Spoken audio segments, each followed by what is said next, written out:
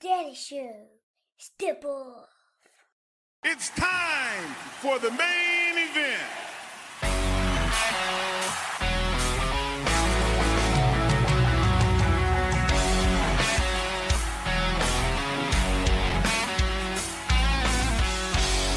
Hey, what is up?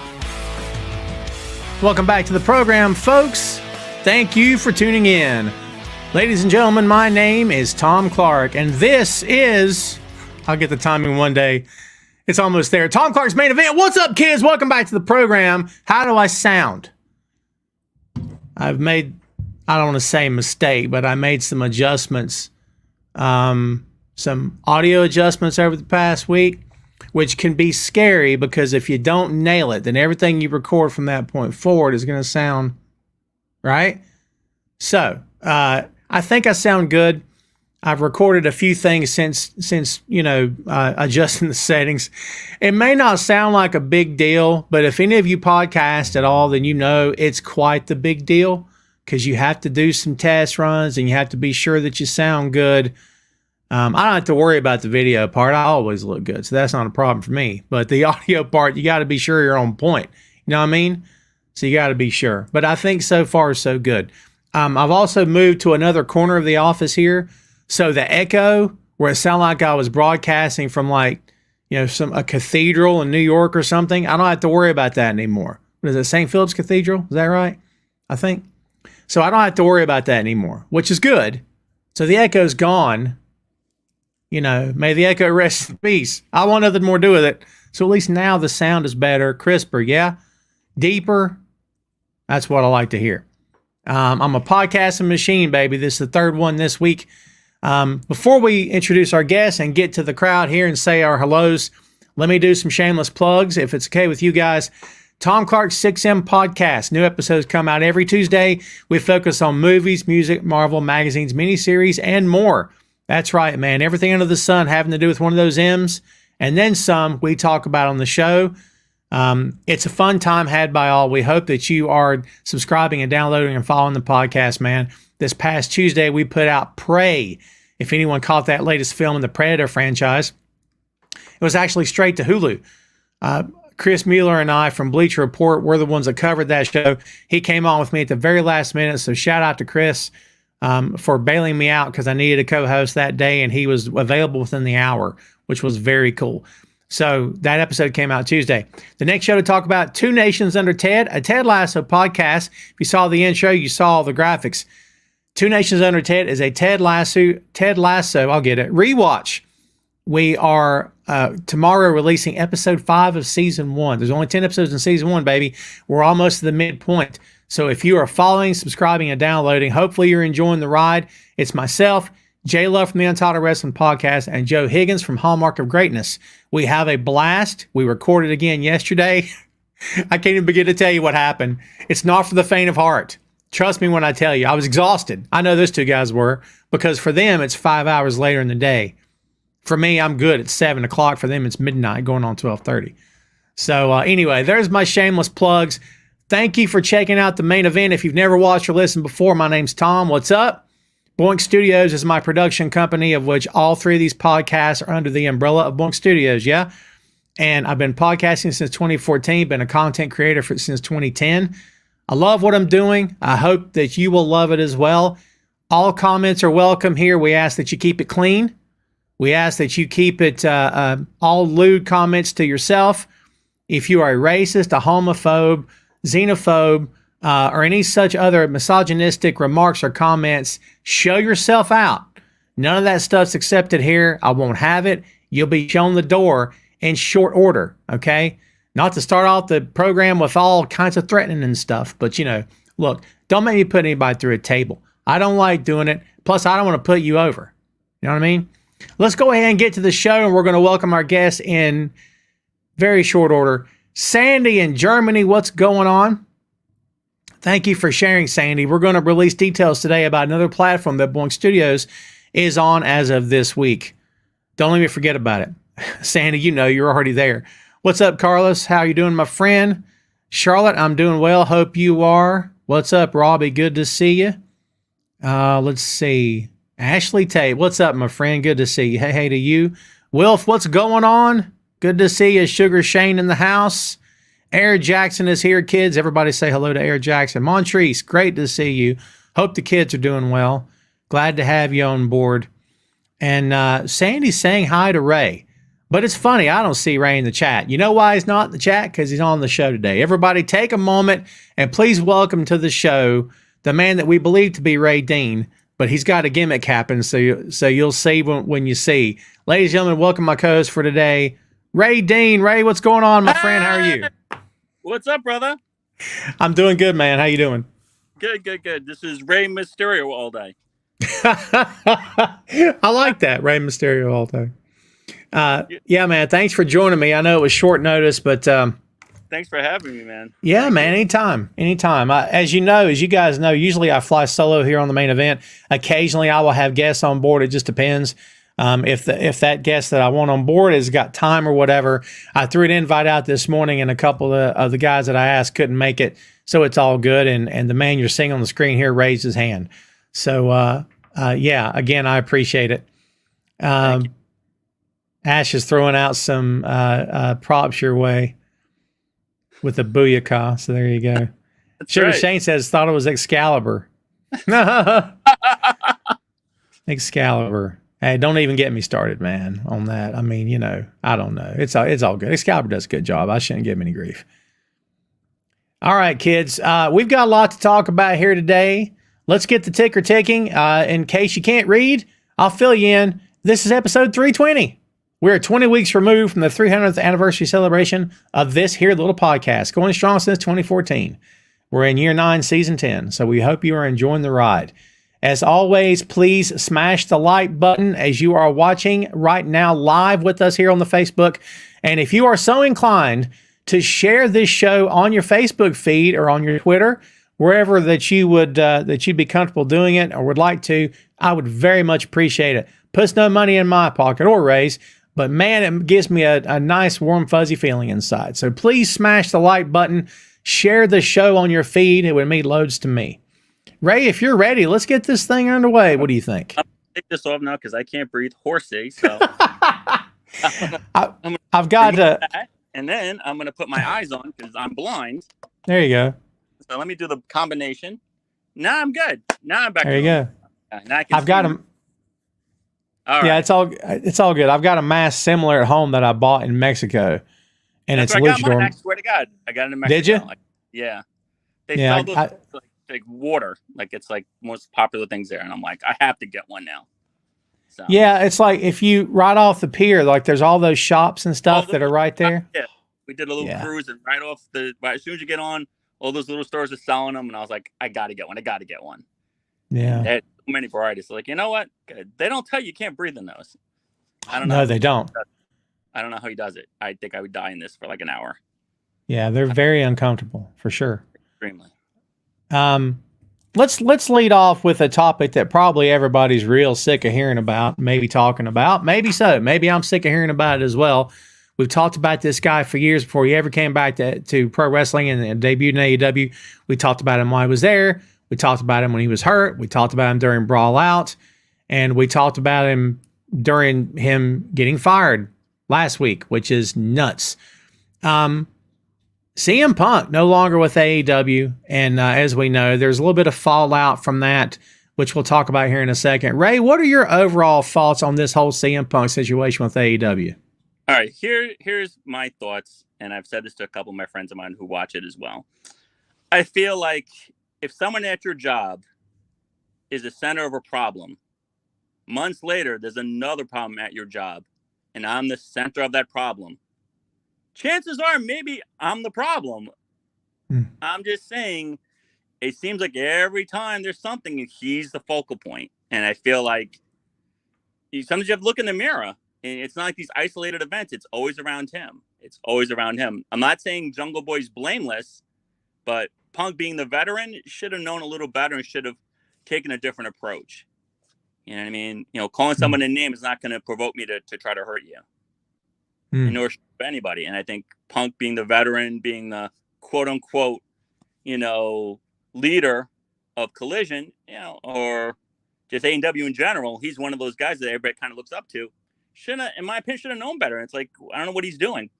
Jungle Boy's young, probably immature, didn't know what he's saying, or shooting up at the mouth. And again, Punk, in my opinion, should have been the bigger person and let it go. It wasn't like he went personal and talked about his family or anything like that. So that's fair. Phil and I, shout out to Phil Lindsay, kids from the 6M podcast and from Grapsity. Phil and I spoke. We did a 6M Wednesday, and we spoke. We always talk before and after, right? So we talked about Punk for quite a bit. Phil's Chicagoan, and he's a huge Punk fan for life, and that's totally fine. But, Phil admits flat out Punk was in the wrong, but he also is quick to point out, there's circumstances around this. Other people were misbehaving. Other people were acting out of turn. Other people were speaking out of turn. He's 100% right. The Jack Perry thing never should have happened. Jack Perry is young and inexperienced, but going into business for yourself on the biggest show of the year is probably not the best thing to do. And if they end up letting him go, Ray, he'll be remembered for that. No matter where he goes next, he'll be remembered for basically screwing himself out of a job. I mean, do you think that Jack Perry could be in trouble here? 100%. Like you said, you don't go into business for yourself, especially on the biggest stage in wrestling history. It's one thing to do it on a dark show. It's one thing to do it even on a television program, maybe Dynamite or Collision, but to do it there for no reason at all.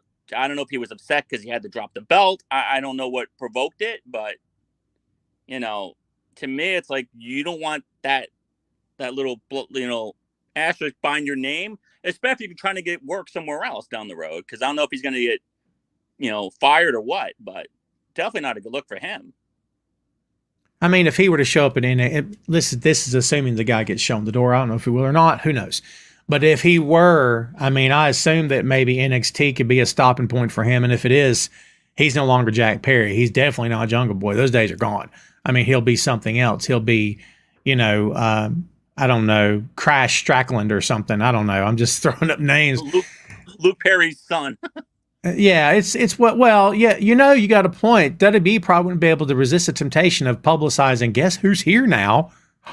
Because they love celebrities in that company, so they'll build that up. I won't be shocked if they don't use the theme music to the show to have them enter the arena. Yeah, they'd probably make him get a haircut or at least tie it back in a ponytail and wear a suit. And yeah, I don't know. I don't know. I hate to see. I think he was a talented guy. I think he's very good, but I just think that to me just came out of nowhere. I didn't know where it was from. I was like, why is he harping beef with Punk out of nowhere? Would the Punk say something to him? Like, I still don't know the full story behind what happened. So supposedly it was all had to do with that spot where Jack wanted to use real glass. He wanted to use real glass in an angle. It was supposed to be on an episode of Collision. He wanted to use actual glass in a spot, and supposedly had gotten the okay. I don't know if that means Tony Khan said okay or who would have signed off on using real glass in a freaking match. But Punk supposedly grabbed him and said, look, this glass thing, you're not doing glass. We don't do that here. So that caused some friction because basically Jack didn't ask Punk for permission. And, the point of it is, I don't care who you are, whether you're Mox or whoever, if you want to use a real honest to God weapon, I just think I don't know. I would trust Mox before I trusted anybody else. You know what I mean? I would trust Funk before I trusted anybody else. I would trust certain guys. But Jack Perry, no disrespect to Jack Perry. Is he at the level in his career where he can call a spot with a match with glass, for crying out loud? I don't know, dude. And to me, this is like, this goes back to what you said earlier about Punk being a locker room leader. It's like, okay, well, if he is a locker room leader, is he a locker room leader, or is he putting himself in that position? Because I ask myself that right now. Did Khan put him in that spot, or did Punk put himself in that spot? If Punk put himself in that spot, guys like Jack Perry don't care what he has to say. Agreed. I think he put himself in that spot. But from what I hear, a lot of people do respect him and, value his opinion, and kind of like, I know Selena from WB was praising him and saying, she would be welcoming him with open arms if he wanted to come to WWE. So I don't know. Again, if Tony Khan said, "Hey, Collision's your show and you're the leader," I think Perry should have taken a step back and said, "All right, maybe I should hear what he has to say," because this isn't like Punk's a rookie; he's a veteran, and I think he kind of he's his advice and said, "Hey, maybe this isn't what I should be doing. Maybe I shouldn't use real glass." I don't know, but I think he was trying to step on him or try to belittle him and say, "Hey, I know what you're doing. You don't know what you're doing. Listen to me." It was more like, "Hey, dude, I don't think you should be working glass." Yeah, because there's just, especially not when you can get phony glass that looks just fine on TV. I mean, remember the match that Mox and Omega had when Mox is like dragging himself across broken glass in the ring?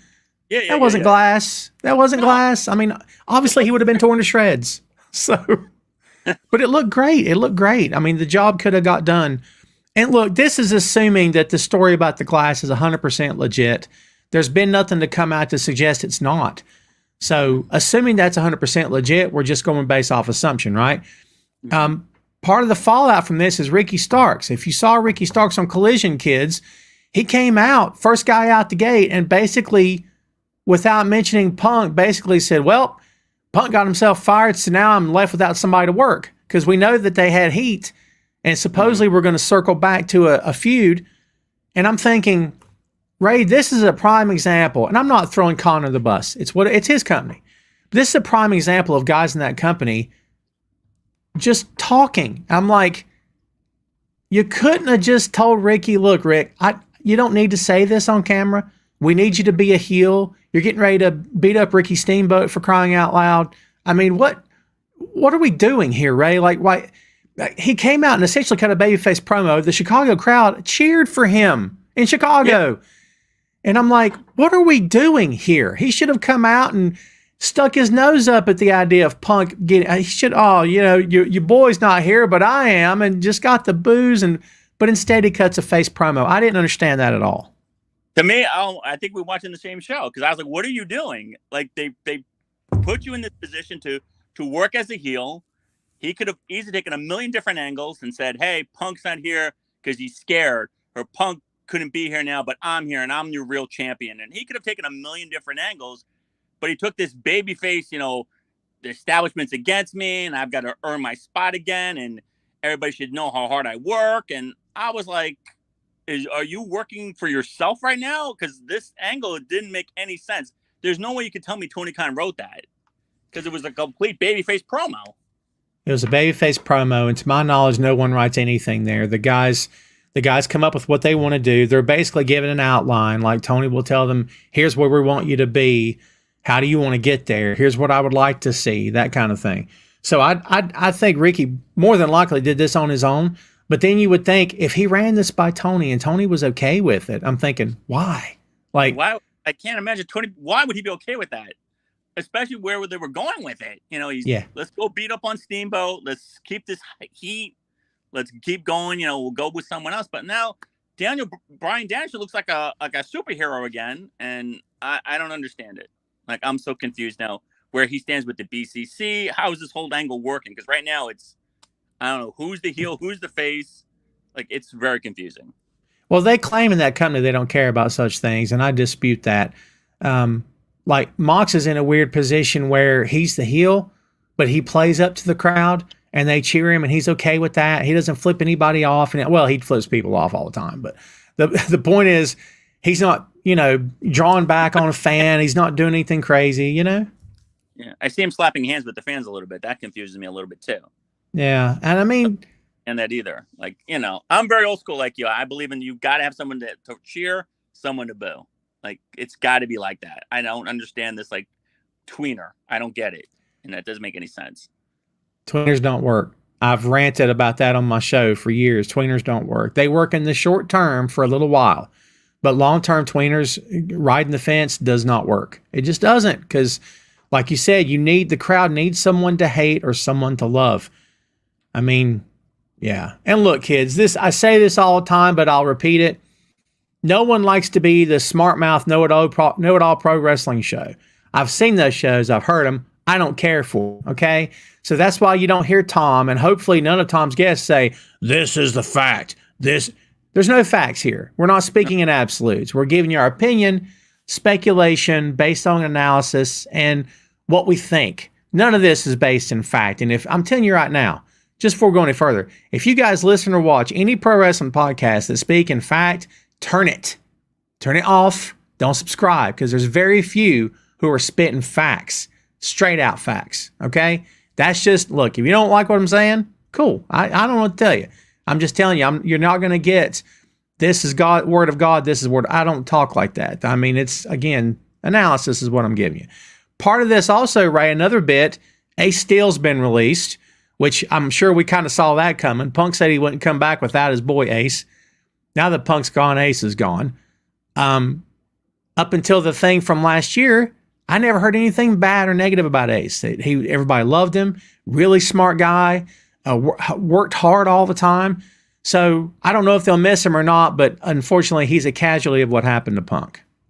Yeah, unfortunately, I think he's assimilated with Punk, and that's it. I've heard a lot of good things about him too. But he was a good company guy, easy to work with, hard-working guy.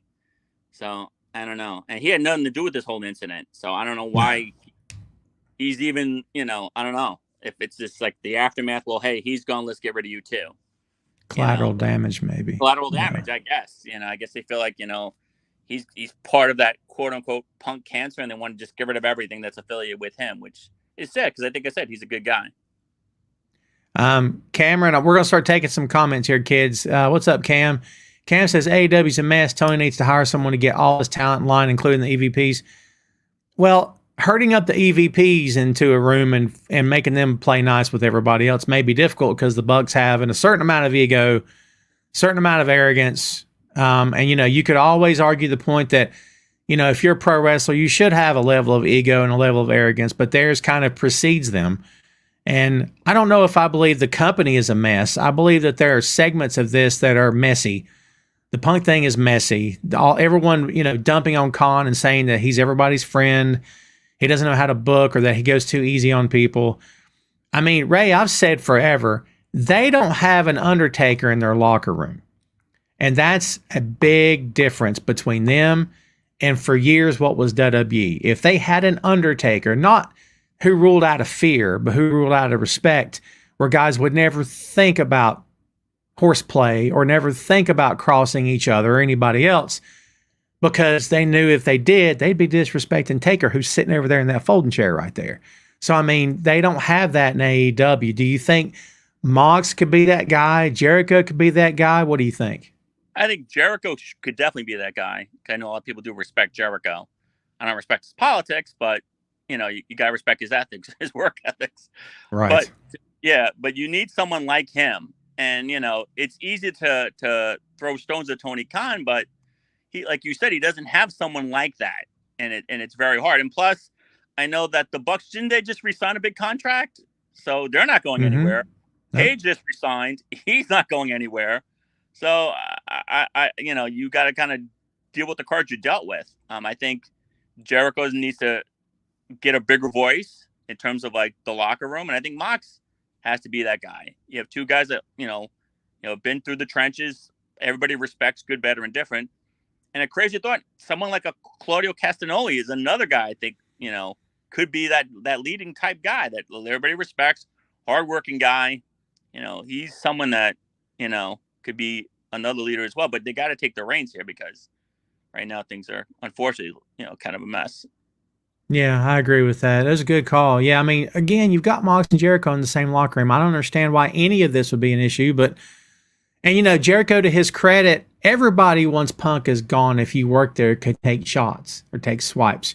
Jericho was asked. He was very diplomatic, didn't throw anybody under the bus, didn't have anything negative to say. Jericho gets it. And you're right, I don't care for his personal stuff aside either. But he gets it. From a business standpoint, Jericho gets it. He knows. Let's be honest, AEW wouldn't be AEW without Chris Jericho. No I mean, question. could you have launched this company on the backs of Kenny and the Bucks? No. You could today, maybe. You could launch a new company, but not then. Without Jericho, no chance. Zero. He started his first champion, everything. So to me, it's like you've started this whole pyramid based on him.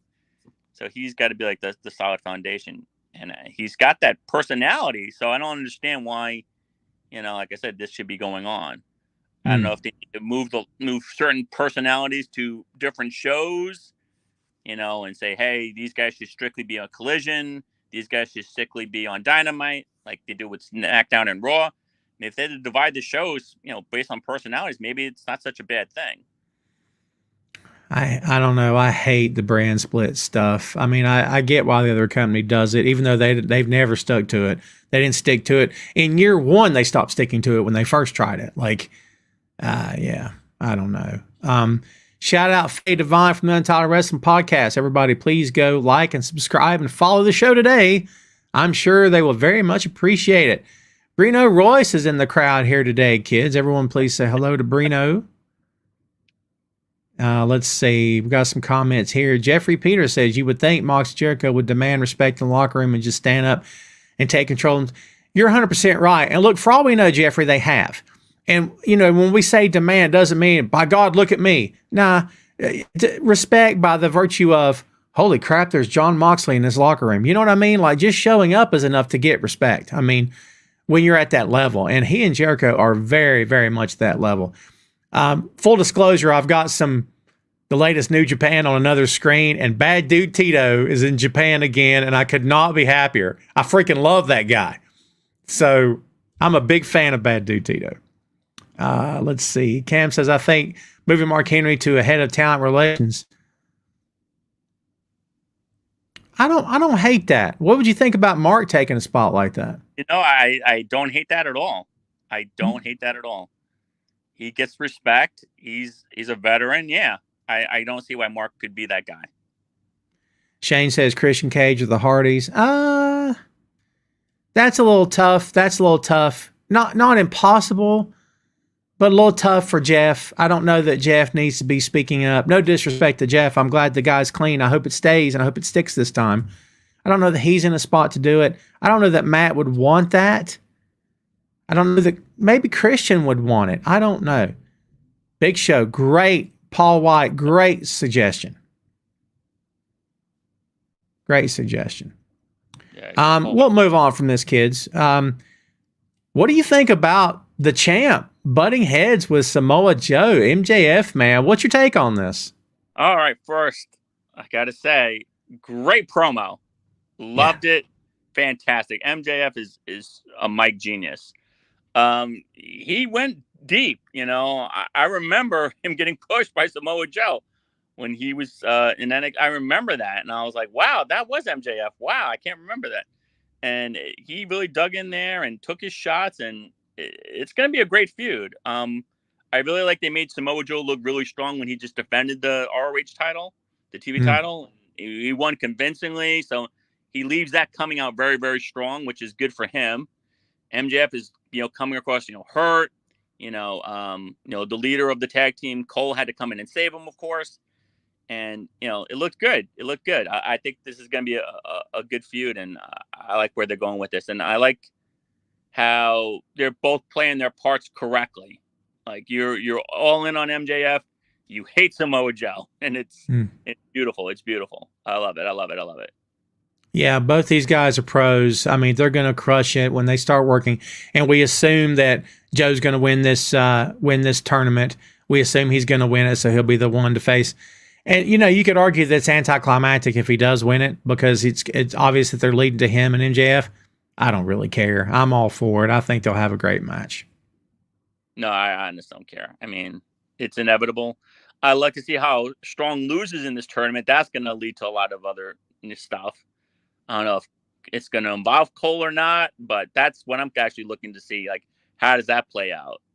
Does Ian get involved if, like, him and the Kingdom try to cheat? He's fighting Darby, right? Let's see. So Darby has already went over on Nick Wayne. And then for Collision, we have Penta El Zero versus Jay Lethal. I'm sorry, for Rampage. And then Jeff Hardy versus Samoa Joe. So he's fighting Darby. So I think when he gets into Darby, I could see something happening where the Kingdom tries to interfere, Cole steps in, and that could lead to something. That's just my interesting to see. It'd be interesting. Yeah, and I'm like you. I really very much want to see the match. I think it's playing with the backgrounds here. I'm not happy with any of them, to be honest with you. But I'm just being honest. I got to update some of these backgrounds, dude. A couple of them are a little bit out of date at this point. So yeah, we'll see. I'm with you. I love the promo. Both these guys can talk a streak. I think it's going to be fun to see. I'm looking forward to it. Hangman Page versus Swerve Strickland, as Faye said with Joe and MJF, the feud that we wanted, that we didn't know we wanted, but now we love. I mean, Swerve Strickland is a flat out star. He was a star before he bulked up. He's a star now. I mean, he made the comment about, if he had been in Page's position, he would have been the first black AEW World Champion. I still think he'll be the first black AEW World Champion. I really do. What do you think about Hangman Page versus Swerve Strickland? Love the angle. I didn't see his coming, which was kind of cool. I think that he really put it out there like, hey, you're wasting your spot. You're wasting, everybody's time. Why aren't you doing something with this? And he played that angle. He looks great. He's built. He got really bulky, so he looks big now. Love Prince Nana. I think that's great to have that addition. And him going in it with Cage now and building this up, it's gonna be a good feud. I like it. I'm gonna predict an upset. I wouldn't say an upset, but I see Swerve taking this and him getting higher up on that pecking ladder. Because I think he should. Yeah, you need another heel champion.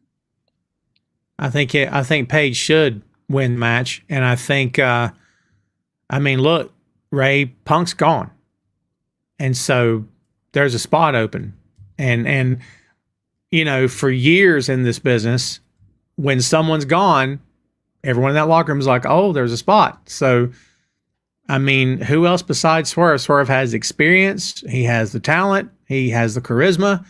He's everything you'd want in a world champion and then some. I think it's great. I think he should go over on Page. I really believe that there's a lot of good to be done with Swerve Strickland, whether he's world champion now or world champion in the future. I'm looking forward to it, man. I think it's going to be fun to watch. I think he's got to get over. This is his chance to get over former champion, and like you said, that spot's wide open now. And, why not someone like him? And like I said, he's built himself around the Mogul Assembly. He's got the manager. It looks good. So, they're doing it right with him. He's got every angle covered. So, kudos to him, dude. I met him in Vegas. Very nice guy. Nice. I'm going to ask who would feud with Sting going forward. The fun thing about Sting's feuds is that Sting is not feuding one-on-one with anybody. Sting's feuds usually involve 1 to 2 guys, so it's him and Darby together. So that protects Sting, where Sting doesn't have to work a ton of singles matches. It could be tag matches. It could be, Falls Count Anywhere tag matches. Sting can still get great spots in, still look like $1 million, still look great, especially for his age, but he doesn't have to kill himself, right? So I don't know if we've got anybody on deck for one-on-one. I thought it was going to be Jericho, Ray, and we didn't get one-on-one. But now it looks like Jericho's going to get in it with Sammy, which I guess makes sense for Sammy because you want to build him up now. Yeah. But I was looking for Sting and Jericho. That would have been a fantastic feud. I think so, too. I don't want him to go at it with someone like a Mox or someone like that because I feel like, unfortunately, I don't want to see Sting get hurt. As I said before, I would trust Mox. I trust Mox with my kid, honestly, because I know Mox is safe. Yeah. Dude, a lot of the stuff that Mox does looks like, oh my God, but it's a lot safer than it looks. And if you watch his matches, Mox is putting himself through more than really his opponent's getting put through. He's taking the bumps, and Mox will do anything, right? And but I don't think that John would put Sting in any kind of position where Sting could get hurt. Honestly, I think him and Sting would have a 5-star match. Honestly. Okay. I would love to see it. I would just be nervous for Sting. I think everyone's nervous for Sting every time he gets in the ring, to be honest, because we love the guy. We don't want to see anything happen to him, right? Love him. Sugar Shane says, I'm all in on Hangman Page, especially as a heel. Swerve has fans, and to me, he is the good guy. I agree with that to a certain extent, Shane, but Swerve's your heel. I don't know if we'd see a double turn here. I think it's possible, but yeah, I don't know. I think we're going to go with what's going right now. Well, Will, to your point, Sting says this is it for him this year. At the end of the year, he'll retire. I mean, it's your opinion. It's time for him to retire, but I don't think we can discount what the guy accomplished in AEW, Ray. He's really done way more than was expected of him, honestly.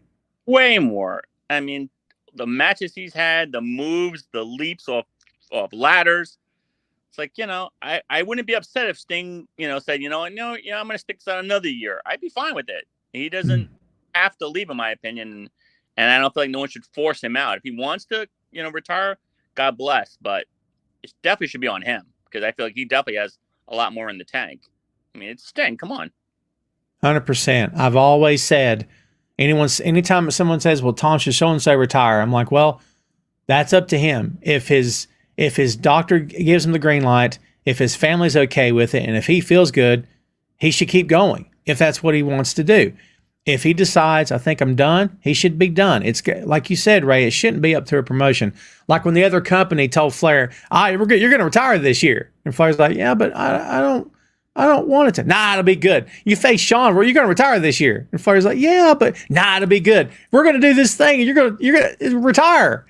And like everyone got upset when he went to Impact after that and wrestled again. I'm like, because he didn't want to retire to begin with. Yeah, it was shoved down his throat. It was shoved down his throat. I'm just saying. He wouldn't say that because he loves Vince and he puts Vince over every chance he gets. But let's be honest, we know what happened there. We could see that from a distance, man. Yeah, Faye, he is 71. Good for Sting, man. Good for Sting. Yeah, I love the guy. Couple WWE news notes before we open the floor here, kids. Drew McIntyre supposedly staying with WWE. He was recently asked about it. And made it known that he basically couldn't see himself going anywhere else. He'd rather stay with WWE. Look, Ray, we can say things all day long about, this will never happen, that'll never happen. We have seen everything through the years. You never say never. Drew can say whatever he wants. But, dude, in that company, as you know, Ray, sentiment can change very quickly. Things can go south very quickly. Drew can be told 4 weeks from today, from this date, we don't really have a lot for you there, Drew. We're trying to come up with something. So do you think that he will, do we see him there for another year to 3 years, or do you think that at some point he could jump again?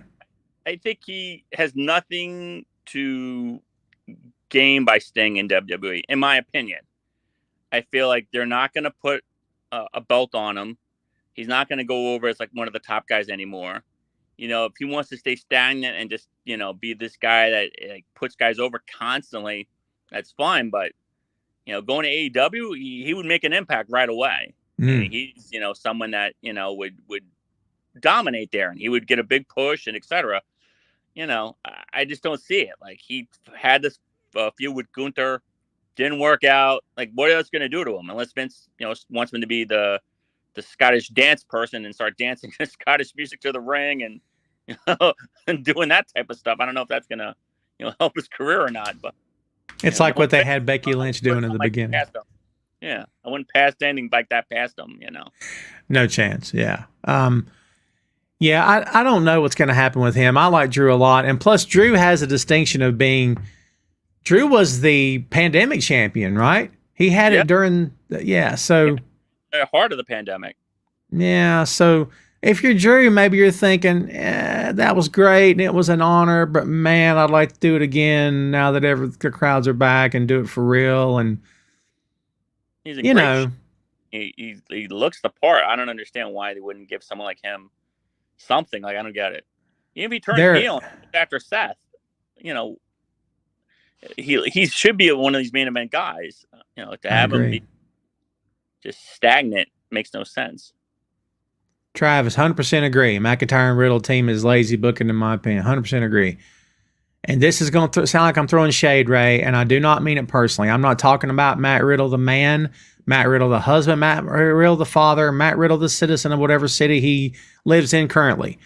Matt Riddle is a character / performer in WWE. I've never been sold on it. I'm not a fan. No disrespect. He's not for me. It's not my cup of tea. I don't know, dude. I don't Not know. a fan. The whole stoner persona, it doesn't do anything for me. Yeah. I mean, I just don't. I don't know. I've never been a Riddle fan. I'm sorry. In my opinion, he's just there. People And- like him. I don't know. he's got his fans. Kudos to him from coming from a UFC world and coming into pro wrestling and making it work. He's figured out a formula that works for him. He sells merch. He's making money. Mazel tov to him. It's totally fine. But me personally, again, as a guy that when he comes through the curtain, I've never been invested. Personally, I've never been invested in him. Through the curtain, it's time to go get snacks.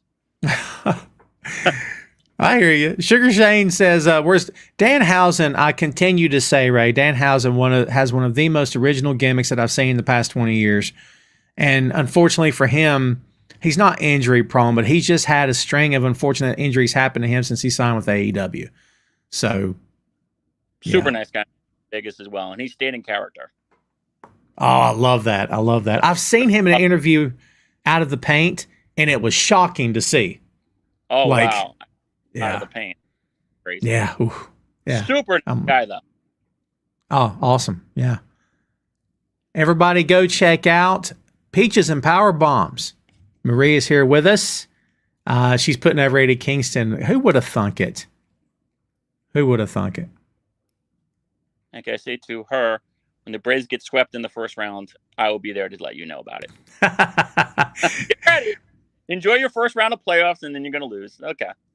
Be playing the fiddle as Rome Burns.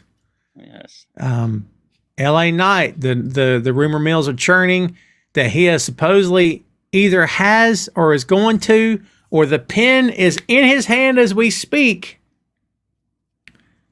to put ink to paper to sign a new deal with WWE. And then the second part of that rumor is that supposedly he's got a monster push coming up. LA Knight at the tender-young age of 56 is going to get finally what he's earned. I'm kidding. He's not that old. He's going to finally get what he's earned. What do you think about Knight, dude? What do you think about him right now? I love his character. Love his vibe. I hate when people say he's trying to be The Rock or he's trying to be Stone Cold. Like, I think he's being him. And I feel like, he's getting judged poorly, unfortunately. And the guy gets over. He's massive with the crowd. He knows how to work a mic. I think he's solid in the ring. And to me, like he's getting the push he should have gotten years ago. Mm. How, the genius Vince is, with pushing talent. I'm shocked Carmelo's still champion. That's still blowing my mind. I can't believe he's champion. Mm. He's not dancing and singing and doing some other weird stuff. That's he can't be part of NXT, I guess. Maybe someone else is doing the writing there. Is Sean really in charge of that? That's I don't know. That's one thing I can think of why it's going over so well. Because if this was Vince, it'd be a monster fire, you know what?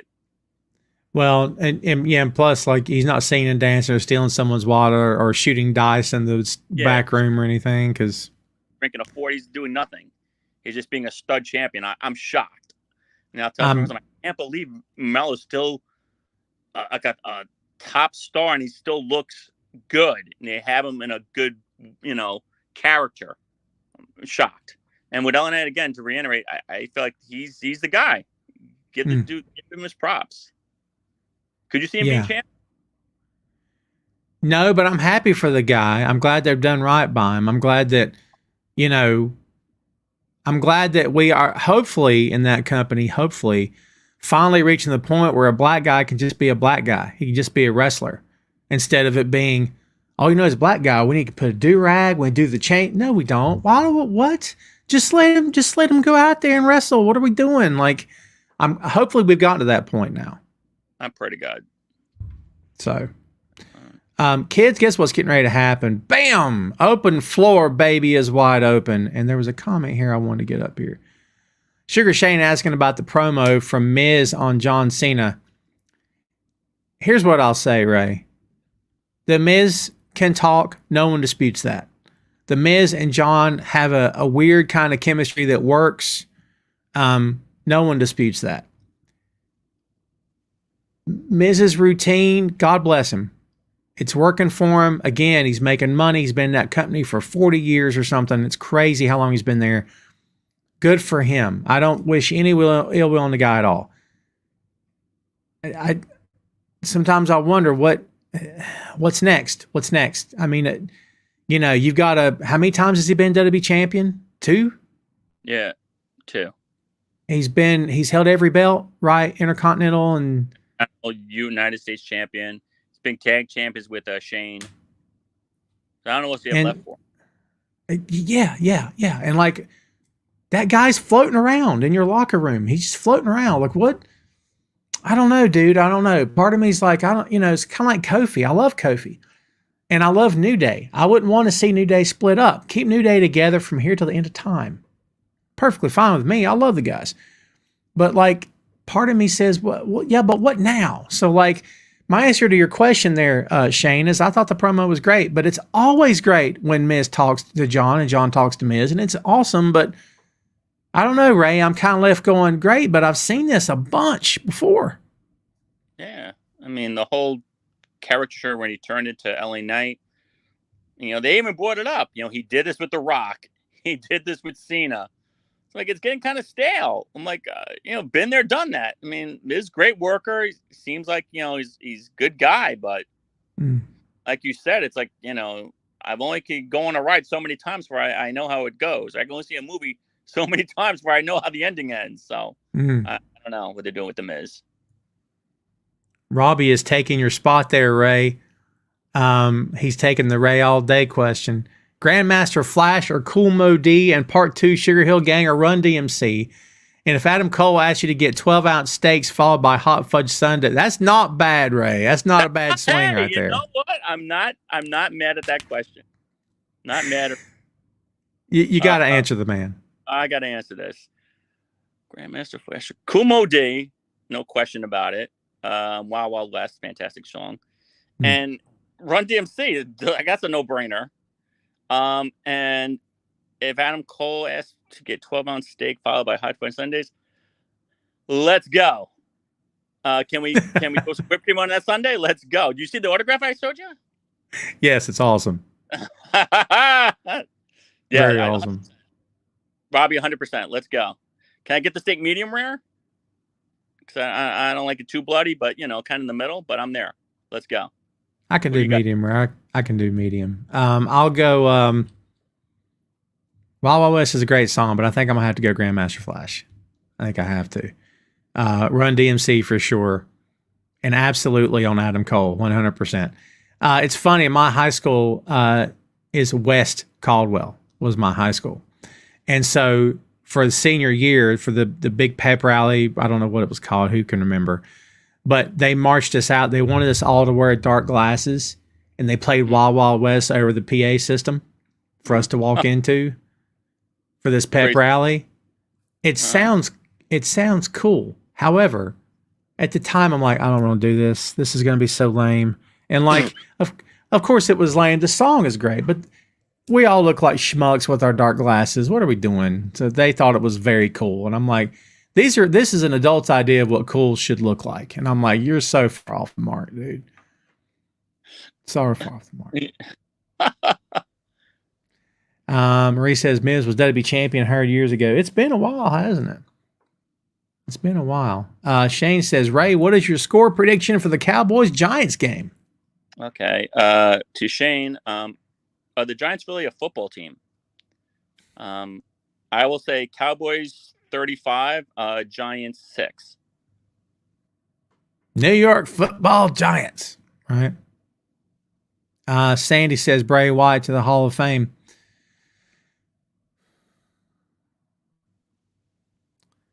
Yeah. This is going to sound... Tom, what do you mean? Yeah. I don't know if I'm... It's not really a Hall of Fame. It's not... It's... Number one, it's not really a Hall of Fame. Number two, they put Vader in, right? Yeah. Couldn't put Vader in when he was still with us. And fans were pushing for Vader to be put in when he was still here. They wouldn't put him in. Okay. It's their Hall of Fame. It took Vader passing and they put him in. I'm like, okay, but You could have let the man be here, enjoy the moment, wear the ring before he passed. But no, that couldn't happen. So like, I don't know. It's not a real Hall of Fame, so I don't know that I care. It's real. It's real to the fact that they are acknowledging talents. They're acknowledging stars who made money for them, not just from them, but for them. Okay. And stars who put their bodies on the line every night for that company. So in as much as it's a hall of acknowledgement, that's what I refer to it as. It's a hall of acknowledgement. So it is important in that regard. But Hall of Fame, I don't know. That's semantics. What do you think about the idea of putting in Bray because he's passed? I mean, do you think it really matters? I mean, I don't know. Doesn't matter, but like you said, it's like I really was pushing to see Vader get in there, and to wait like that, I was like a little classless. Now to do it with Bray, it's like it's a nice gesture. I mean, Tony Khan's gesture to everybody to fly on his private plane to go to his ceremony, I thought was really nice of him. Yeah. No one talks about that. That's a class act. That Tony's a good guy. Yeah. But with WWE, I mean, I wouldn't be offended by it, but like, you know, I think it's WWE being WWE. You know. Shane asks, Ray, how did you get introduced to wrestling? Great question. I would say the first real shine into wrestling was when Shawn Michaels threw Beefcake through that glass window. And I remember watching it and saying, what is this? And I was like, wow. And I'm into this guy, and I just became a big Shawn Michaels fan. And then time progressed. I was watching periodically. And then when my daughter was 6, I was clicking through, and I think I told you this story.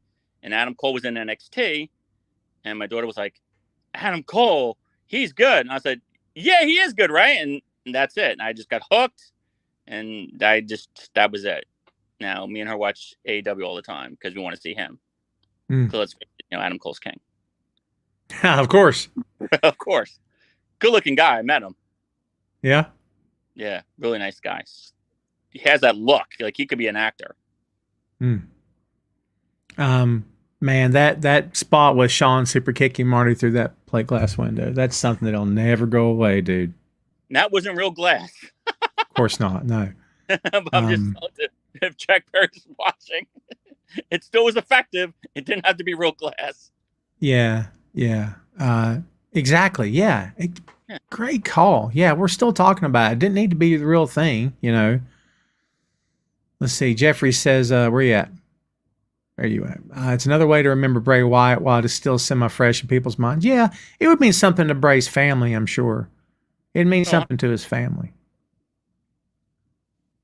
Marie says it's real to the ones still here. It meant so much to DDP. He didn't think he'd get it since he was.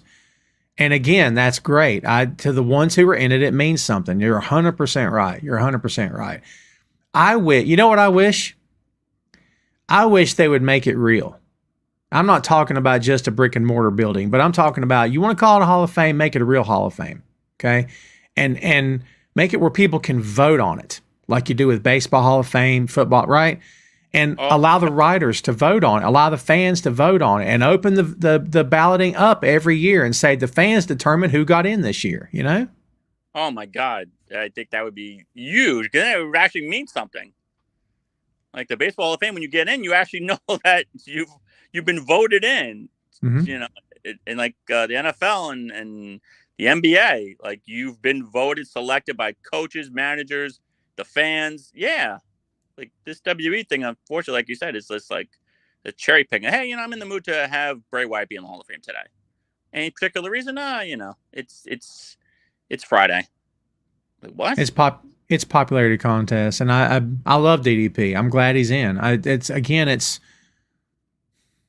know. It's such a weird topic because we're sitting here talking about it doesn't mean anything. Well, if it doesn't mean anything, then put him in, right? What do we care? So maybe that's a valid point, right? Travis says, what would you guys think of Gunther being the guy to challenge Roman? Horrible. I think the next serious main event title contender should be the guy that beats Roman, in my opinion. I mean, fine beating Gunther though. That's the $1 million question. I don't know. I mean, I would hope we're leading back to Cody versus Roman at Mania next year, and Cody beats him. But who knows at this point? But who do you see being Gunther? Finally, I don't know. I don't see anybody. Have he and Brock faced off 1-on-1 yet? No, They've had face-offs. Like they face off, but they haven't. Unless you recycle Brock, they do it all the time. they Yeah. do. What am I talking about? We're talking about WWE. Yeah, they do it all the time. And you know what? To their credit, that crowd for that company, Brock comes out, you would think it's the first time he ever came out. You would think, Iron Man just walked down the aisle. Freaking, I was about to curse. Freaking Tony Stark's here. I mean, it's fascinating. And look, Brock's the man. Don't nobody hate on Brock. Brock's getting paid. Brock does the work. Stinks. What now? If Tina's watching, no, Brock stinks. Nah. It's time to play the feud. Yeah, kudos to Brock, man. I'm not anti-Brock at all. It's just that it's fascinating, right? How that crowd still treats him as if he's the Undertaker, man. What? I don't get it. I don't get it. Like, do they have weird air in the arenas? Like, get people like loopy? I don't know. They appreciate the hustle, I suppose. Jeffrey says heel versus heel. Yuck, hate it. Who gets traded to SmackDown tonight might determine who will beat. Everyone thinks it's Cody. Is Cody getting traded to SmackDown now? I don't watch WWE unless I'm forced to. Unless you're held down at gunpoint. Yeah, I'm held down at gunpoint, and then is your life or WWE? And all right, I have a little girl, so I have to watch this then, I guess. My mom and stepdad will watch the WWE shows because it's on basic cable, I'll call it, right? But to them, it's not a work. They're still all in on it, and they'll say stuff to me, and I try to set them straight, but I'm like, I gave up. I'm like, never mind. Just enjoy the show. Just watch and enjoy the show. So, yeah, it's brutal. I try to smarten them up. But hey, man, whatever gets you through the night. She doesn't even know about WWE. We're not even bringing it up. We don't. Whatever. Yeah. Whatever makes you happy. Well, kids, guess what? We're at the top of the hour. So I think that means we're going to get on up out of here. Before we do, Ray, I'm going to say thank you for coming on the show, my friend. Thanks for having me. I look forward to seeing you in New York. I have a lot of spots I want to show you, so get ready to get your feedback on. Awesome. And I'm hoping we can get this Luke Cage episode ready. I'm waiting. Oh man, I've got it. We got to figure out a day. What I may have to do one week is just me and Phil take a break, and then we'll use that slot for you and I to do it. It's so hard for me to get an additional slot booked. You know what I mean? I hear you. But no, that's a good idea. Or add Phil yeah. With that too. What's that? So you could add Phil to the mix. We could do a three-way. I'm fine with that too.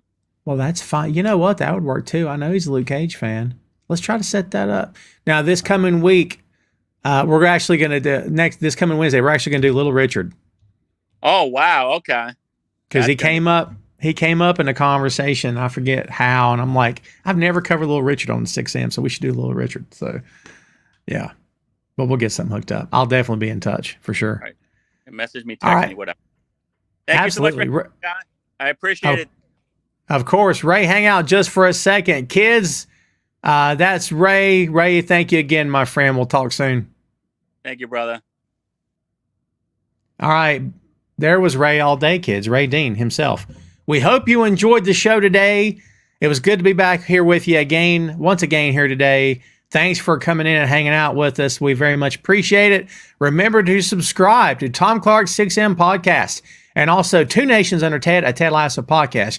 You followed Two Nations today. As of tomorrow, you get episode 5. Midpoint of the season is coming out tomorrow, 10 a.m. Eastern. Video and audio version of the show. So be sure you subscribe today. And every time you subscribe to one of the shows under the Boink Studios banner, you not only get brand new episodes coming down the pike, you get full access to all the archives Nothing is behind a paywall. I don't charge for any content. Shame on the guys that do that. If you follow on Apple Podcasts, you'll see a lot of the big name celebrity shows are going up behind the paywall. You want to know why? Because they need more of your money. I don't. I'd take some. If you want to donate it, I'll take it. But you're not going to have to pay for my stuff. It's not how I roll, okay? If I ever change that, I promise you, if it ever changes, it would be a separate entity. It wouldn't be the stuff I deliver every week. Does that make sense? Because I don't think that's cool. All right, we'll leave it at that. But yeah, subscribe today. Follow the shows today. I very much appreciate your business. Thanks again, kids, for hanging out. Stay tuned. We'll be back next week. Again, we appreciate you very much. I'll say my goodbyes now as the music rolls and the credits roll. And we'll see you next time, kids. We appreciate you. See you later.